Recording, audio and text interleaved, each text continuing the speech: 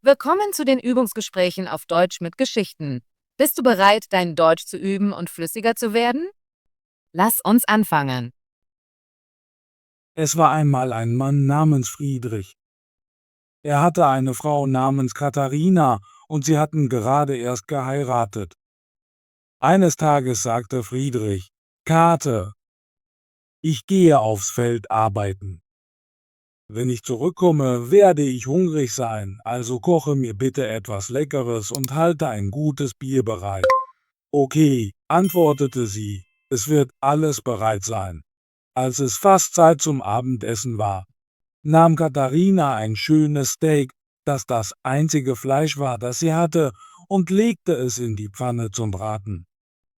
Das Steak begann braun zu werden und zischte in der Pfanne. Katharina stand mit einer Gabel daneben und wendete es. Dann dachte sie bei sich, das Steak ist fast fertig. Ich sollte in den Keller gehen, um das Bier zu holen. Sie ließ die Pfanne auf dem Feuer stehen, nahm einen großen Krug und ging in den Keller, um ihn mit Bier zu füllen. Das Bier floss in den Krug und Katharina schaute zu. Plötzlich erinnerte sie sich, der Hund ist nicht eingesperrt, er könnte mit dem Steak davonlaufen. Also rannte sie schnell zurück in die Küche. Tatsächlich hatte der schlaue Hund das Steak im Maul und rannte weg. Katharina verfolgte den Hund, während er über das Feld rannte, aber er war schneller und hielt das Steak dicht bei sich. Jetzt ist alles verloren, und was nicht geheilt werden kann, muss ertragen werden, sagte sich Katharina. Also drehte sie sich um. Da sie weit gelaufen war und müde war, ging sie langsam nach Hause, um sich abzukühlen. Inzwischen floss das Bier immer noch, weil Katharina den Wasserhahn nicht abgedreht hatte. Als der Krug voll war, lief das Bier überall auf den Boden, bis das Fass leer war. Als sie die Kellertreppe erreichte, sah sie das Chaos. »Oh nein«, rief sie aus, »wie soll ich das Friedrich verheimlichen?« Sie dachte einen Moment nach und erinnerte sich an einen Sack feines Mehl, den sie auf dem letzten Markt gekauft hatten.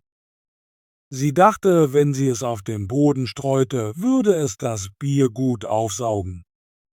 »Was für ein Glück«, sagte sie. »Das Mehl können wir jetzt gebrauchen.« Sie ging, um es zu holen, stieß aber versehentlich den Sack um und ließ das Mehl in den Krug Bier fallen, so dass alles auch auf dem Boden lief. »Na ja«, seufzte sie, »wenn das eine geht, kann das andere ja auch folgen.« Dann streute sie das Mehl überall im Keller aus, zufrieden mit ihrer Cleverness, und sagte, wie ordentlich und sauber es aussieht.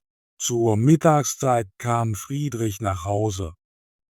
»Nun, Frau«, rief er, »was hast du zum Abendessen?« »Oh, Friedrich«, antwortete sie, »ich habe ein Steak für dich gekocht, aber während ich das Bier holen ging, ist der Hund damit weggelaufen. Während ich ihn verfolgte, lief das Bier aus. Und als ich versuchte, das Bier mit dem Mehl aufzusaugen, habe ich den Krug umgestoßen. Aber jetzt ist der Keller schön trocken und sieht so sauber aus. »Kate, Kate«, sagte er, »wie konntest du das alles anstellen?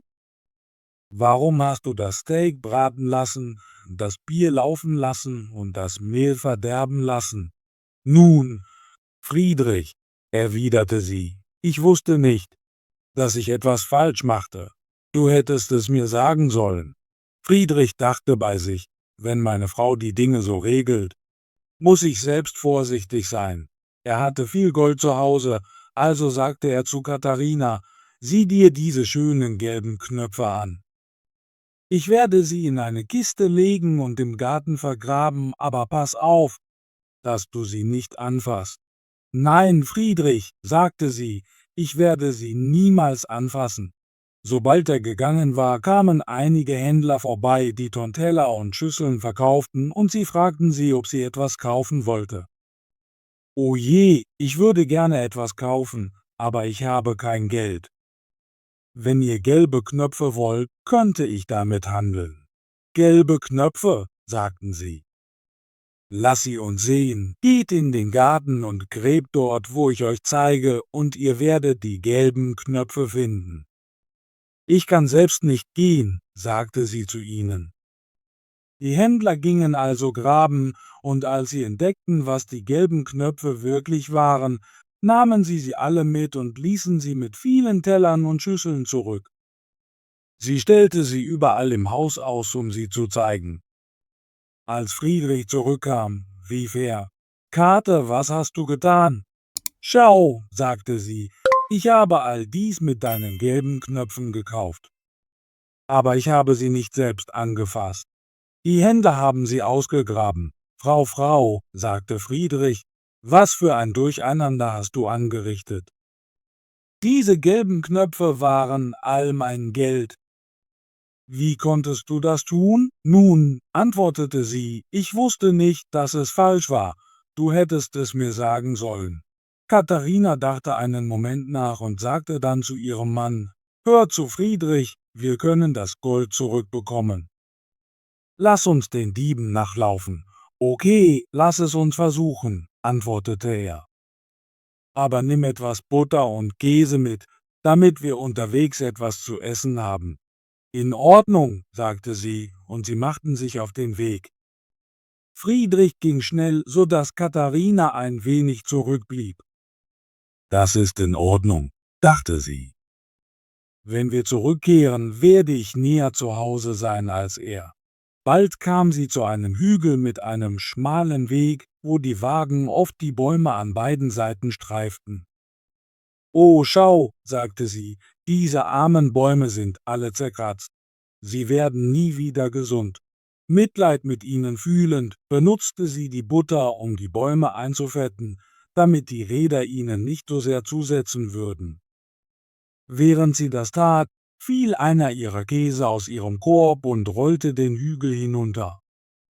Katharina schaute, konnte aber nicht sehen, wo er hinrollte. Also sagte sie: »Nun, ich nehme an, der andere Käse wird denselben Weg gehen und ihn finden. Er hat jüngere Beine als ich.« Dann rollte sie den anderen Käse hinterher, und weg war er, niemand weiß wohin. Schließlich holte sie Friedrich ein, der sie nach etwas zu essen fragte. Sie gab ihm das trockene Brot. »Wo ist die Butter und der Käse?« fragte er. »Oh«, antwortete sie, »ich habe die Butter verwendet, um diese armen Bäume einzufetten, und ein Käse ist davon gerollt, also habe ich den anderen hinterhergeschickt. Ich nehme an, sie sind beide irgendwo auf dem Weg.« »Was für eine dumme Sache«, sagte Friedrich. »Wie kannst du das sagen?« fragte sie. »Du hast mir nie gesagt, dass ich es nicht tun soll.« Sie aßen das trockene Brot zusammen.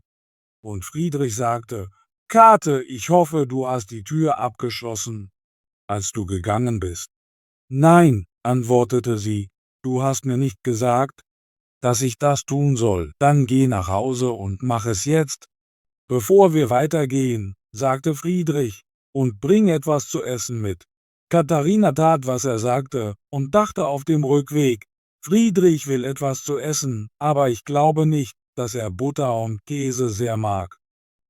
Ich werde ihm eine Tüte Nüsse und etwas Essig bringen, weil ich ihn da schon einmal habe nehmen sehen.« Als sie nach Hause kam, schloss sie die Hintertür ab, nahm aber die Vordertür von den Angeln und sagte: »Friedrich sagte mir, ich solle die Tür abschließen, aber sicherer kann es nicht sein, wenn ich sie einfach mitnehme.« Also ließ sie sich Zeit, und als sie zu ihrem Mann aufschloss, rief sie: »Schau, Friedrich, hier ist die Tür. Du kannst sie so genau beobachten, wie du willst.« »Oh nein«, sagte er, »was für eine kluge Frau ich habe. Ich habe dich geschickt, um das Haus zu sichern, und du nimmst die Tür mit, damit jeder kommen und gehen kann, wie er will. Aber da du die Tür mitgebracht hast, kannst du sie zur Strafe tragen.« »In Ordnung«, sagte sie, »ich werde die Tür tragen, aber ich werde auch die Nüsse und den Essig nicht tragen. Das wäre zu schwer. Also werde ich sie einfach an die Tür binden.« Friedrich hatte gegen diesen Plan nichts einzuwenden, und sie gingen in den Wald, um nach den Dieben zu suchen, aber sie konnten sie nicht finden. Als es dunkel wurde, kletterten sie in einen Baum, um die Nacht zu verbringen. Gerade als sie sich niederließen, kamen die Diebe, nach denen sie suchten, vorbei.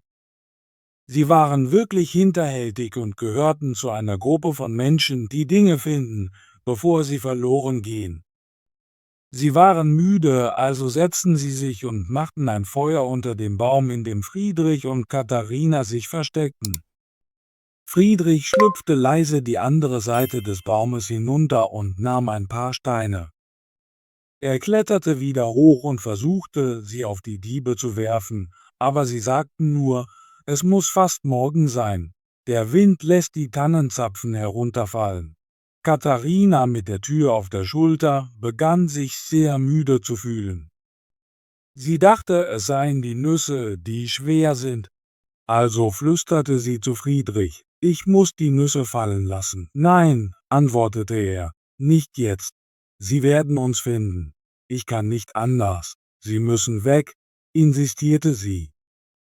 Nun, dann beeil dich und wirf sie runter, sagte er. Also warf sie die Nüsse hinunter, und einer der Diebe rief, wo, es hagelt. Ein wenig später fühlte Katharina, dass die Tür wieder schwer war. Sie flüsterte, ich muss den Essig runterwerfen. Bitte nicht, antwortete er, das wird uns verraten. Ich kann nicht anders, sagte sie, er muss weg. Also schüttete sie den ganzen Essig hinunter.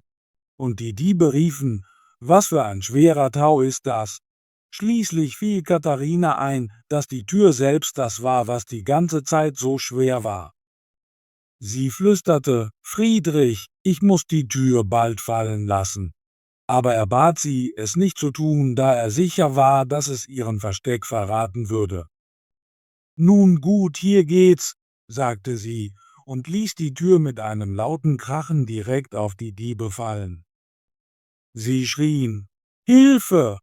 Und rannten, ohne zu wissen, was geschah, so schnell sie konnten und ließen dabei all ihr Gold zurück. Als Friedrich und Katharina also herunterkletterten, fanden sie ihr ganzes Geld wohlbehalten. Tolle Arbeit! Möchtest du dein Deutsch üben und fließender werden? Bitte abonniere unseren Kanal und aktiviere die Benachrichtigungsglocke, damit du keine unserer kostenlosen deutschen Geschichten verpasst. Bis zum nächsten Video.